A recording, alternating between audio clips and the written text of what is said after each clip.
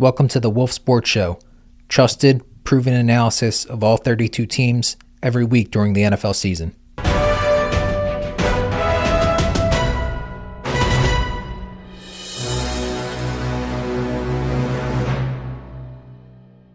Hello, it's Dave Chapin. Thank you for listening to the Wolf Sports Show. We're at week 16, yet still no division winners around the NFL, which speaks to how wide open this season has been. Just 19 teams still alive for the postseason, and one of them being the Cowboys needing to win out while the Eagles lose out to win the NFC East. So things finally sort of clarifying a little bit. And of course the Chiefs eliminated, now 6-8, and Patrick Mahomes tore his ACL in the final drive of the loss to the Chargers. So a very sad scene for Kansas City as they look to finish this season strong and look at 2026 with some questions. Also, Micah Parsons, Packers star pass rusher, is out for the year with the torn ACL. Losing Parsons, not only a massive blow to Green Bay's Super Bowl chances, their upside as a team, they can certainly go on a run in this wide open season, but a hit there to their championship upside and even to their playoff chances. They face the Bears this week, currently the 7th seed in the NFC, Ravens in week 17, an example of a lot to be determined here over the final 3 weeks of the regular season. With that, we'll do a quick rundown of the power rankings. Starting with number 1, it's now 6 straight weeks with the Broncos at number 1. Sure enough, almost everyone is coming to realize how much of a stud Bo Nix is as a franchise quarterback. Patrick Surtain's tremendous interception on a deep ball intended for Christian Watson against the Packers was huge, but of course Nix was the story,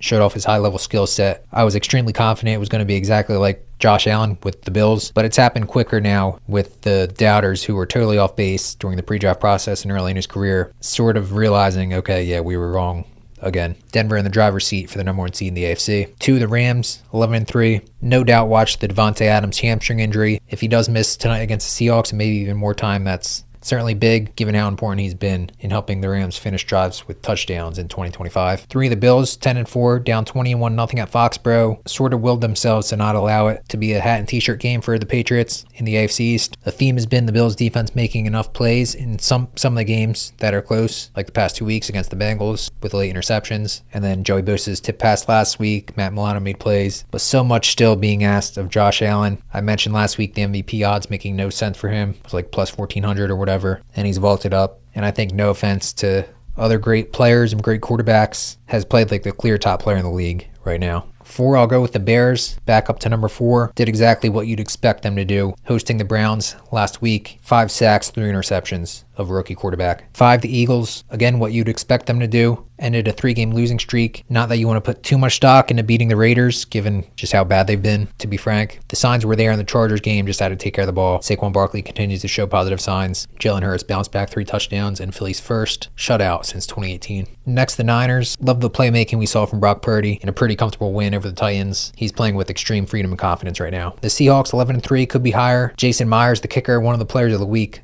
of week 15, hit all 6 field goals for the 18-16 victory against the Colts. This could be too low for them in the power rankings. If they get a win over the Rams, that'd certainly help and vault them up. But Sam Darnold, tough matchup against the defense he struggled with. 8, the Patriots, still in a good spot in the NFC East. They can't lose to the Jets or the Dolphins. If they beat both them, they get the division title. But want to see more from them passing game versus top teams. Trevion Henderson, big runs, and a fast start overall. But the passing game struggled in the second half as the Bills came back. The Packers, talked about Micah Parsons and what that did for them. Rare sort of a down game for Jordan Love during Toyotathon, during late in the regular season, essentially. Christian Watson's health will be big for Saturday versus the Bears. Number 10, the Texans, 9-5, a game behind the Jaguars, who come in at number 11. These two teams look like they'll be battling for the AFC South. Houston, Nico Collins jump-started their win against the Cardinals, 57-yard touchdown to start the game, and they didn't look back. Jaguars got 6 total touchdowns from Trevor Lawrence, 3 by Travis Etienne, coasted to defeat the Jets. The play designs by Liam Cohn were exceptional. Anxious to see how both sides of the ball fare this Sunday against Denver. Chargers ended it for the Chiefs. Derwin James sealed it with the interception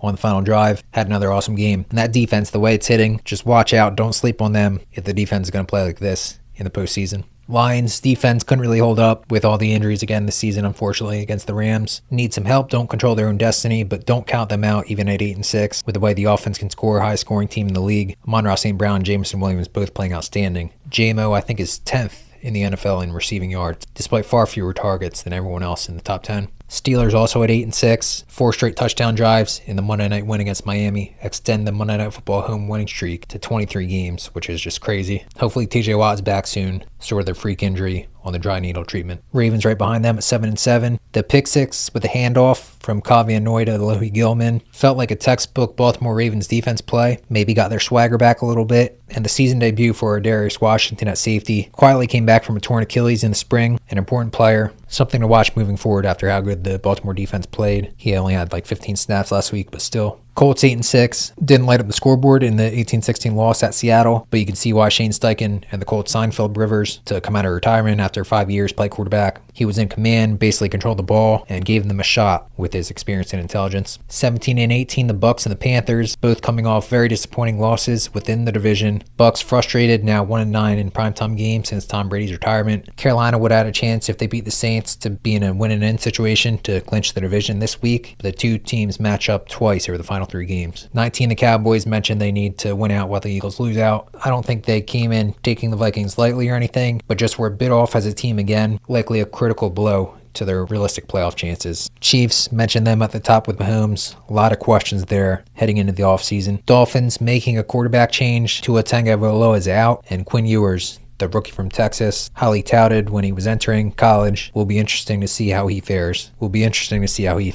Starting this week against the Bengals. Vikings, the 5-week stretch for J.J. McCarthy. Mentioned how important it'd be when he returned and going about as well as you can hope. Still want to see him getting going with Justin Jefferson, but a good opportunity against the Giants this week, 2-12 Giants, to keep it going and build some momentum. 23, the Falcons at 5-9. Kyle Pitts-Tilly went off in the Thursday night win at Tampa. 11 catches, 166 yards, 3 touchdowns, one of the best games you'll see from a tight end. And Kirk Cousins looks better another year removed from that torn Achilles. The Bengals, Joe Burrow was very honest with his teammates and himself, and speaking in the media, said that no team would have won with the way he played quarterback against the Ravens. He's the type of guy you expect him to respond well and play well against the Dolphins this week. Saints, I continue to be encouraged by Kellen Moore year one, and he and the offense might have found something at the end of games with Tyler Shough, the rookie quarterback, again coming through 10 late fourth quarter points against the Panthers to sort of play spoiler. Face the Jets, Titans, and Falcons the final 3 games. Commanders, Jaden Daniels' disappointing season is over. Unfortunately, sort of a lost year for him and not great. You want to see him get reps and improve and build on that tremendous rookie campaign he had. Commanders faced the Eagles 2 times over the final 3 games. The expectation was they'd be sort of competing for the NFC East with them. The internal expectation and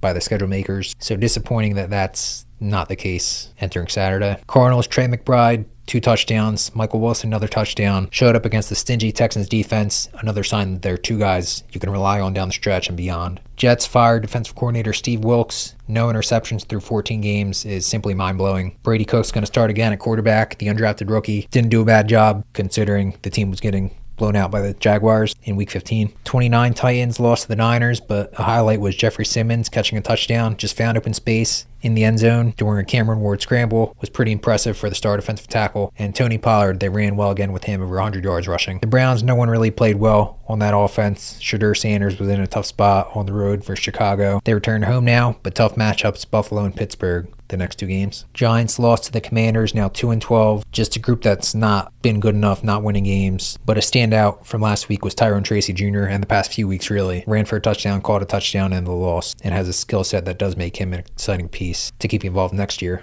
Then finally, the Raiders. I'll just put it bluntly. It's felt like the past 2 games, the Broncos and the Eagles, not that they're not playing hard, it's just against the defense, it almost feels like a practice for the opposing offenses. And then the Vegas offense had 75 yards total. Eagles' second string offense basically comes in the fourth quarter and has more yards than that in an 11-minute drive, 79-yard drive. Just crazy and really says it all about the state of the Raiders right now. So as usual, hit on all 32 teams. In addition to the NFL games, Thursday, Saturday, Sunday, and Monday, we have the college football playoff kicking off on Friday, tomorrow, and Saturday. So enjoy this very fun stretch. Thank you for listening, and we'll be back next week.